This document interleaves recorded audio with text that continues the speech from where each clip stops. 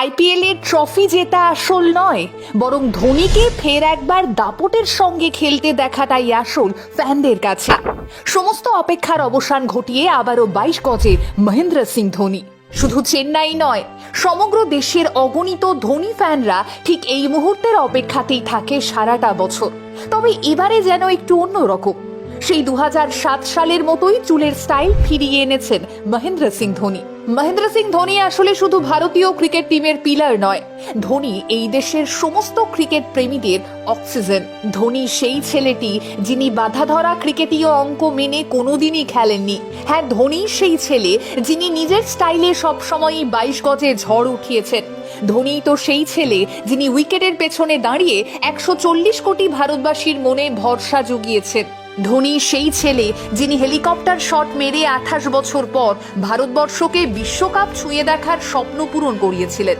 ধোনি সেই ছেলে যিনি চিতাবাঘের মতো দৌড়ে স্টাম্পিং করে বাংলাদেশকে দুর্মুষ করে দিয়েছিলেন। হ্যাঁ, ধোনি তো সেই ছেলে যার চোখ বরাবর আম্পায়ারের ডিসিশনকেও ভুল প্রমাণ করে।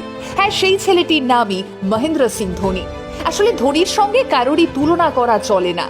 রাঁচির একটি সাধারণ পরিবার থেকে সব রকম প্রতিকূলতা পেরিয়ে লড়াই করে যেই ছেলেটি ভারতীয় দলে জায়গা করে নিয়েছিল, এরপর একের পর এক সাফল্য, একের পর এক জয় আর একের পর এক আন্তর্জাতিক ট্রফি সবকিছুই দিয়েছেন তিনি।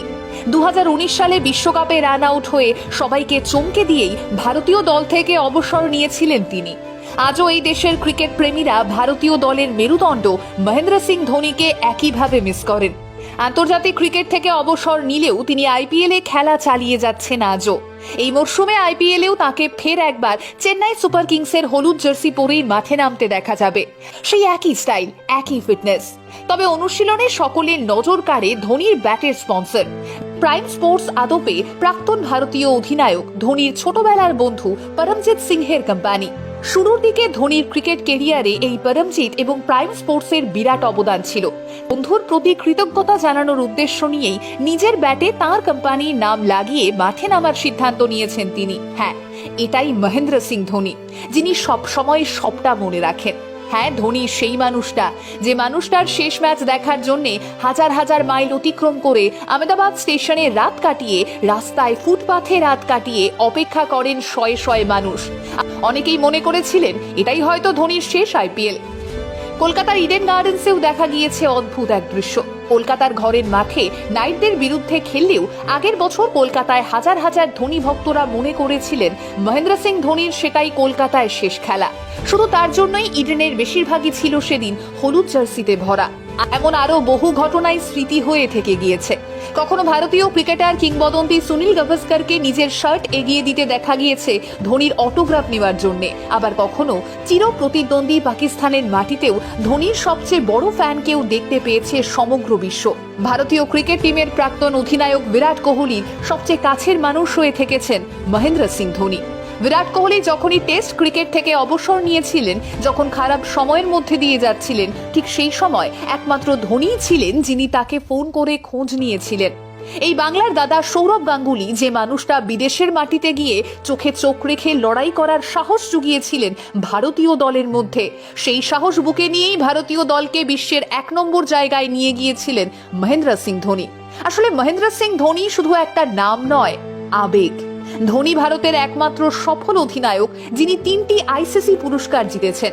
শুধু পরিসংখ্যান দিয়ে তাকে মাপা যায় না তার সাফল্য। চেন্নাই হয়তো একমাত্র একটি টিম যেই টিমের নাম একটি জায়গায় নাম হলেও সমগ্র দেশ জুড়ে যে টিমের সমর্থকরা ছড়িয়ে ছিটিয়ে রয়েছেন, কারণ এর অন্যতম কারণ মহেন্দ্র সিং ধোনি। তবে যে ভয়টা ধোনির ফ্যানরা শেষ বছর থেকে করে এসেছে, তবে কি এটাই হতে চলেছে মহেন্দ্র সিং ধোনির শেষ আইপিএল? আর তাই কি তিনি সবকিছুই প্রথমবারের মতো করেই ফিরিয়ে দিতে চাইছেন? না, সেই উত্তর আমাদের জানা নেই। তবে চোখে পড়ছে সেই লম্বা চুল, সেই রাজার মতো এগিয়ে যাওয়া, সেই উইকেটের পেছনে দাঁড়িয়ে ম্যাচ ঘুরিয়ে দেওয়া, সেই হেলিকপ্টার শট মেরে দলকে জেতানো। এবারে আসলে কোটি কোটি ভারতবাসী আদতে চিন্তিত নন কে জিতবে বা কে হারবে। এবারে ভারতবাসী চায় শুধু মন ভরে তাদের হিরো মহেন্দ্র সিং ধোনিকে 22 গজে আরো একবার দাপিয়ে বেড়াতে দেখতে। কিন্তু এই দেশের অজস্র ভক্তদের মতো আমরাও চাই মাহি এভাবেই মারতে থাকুক।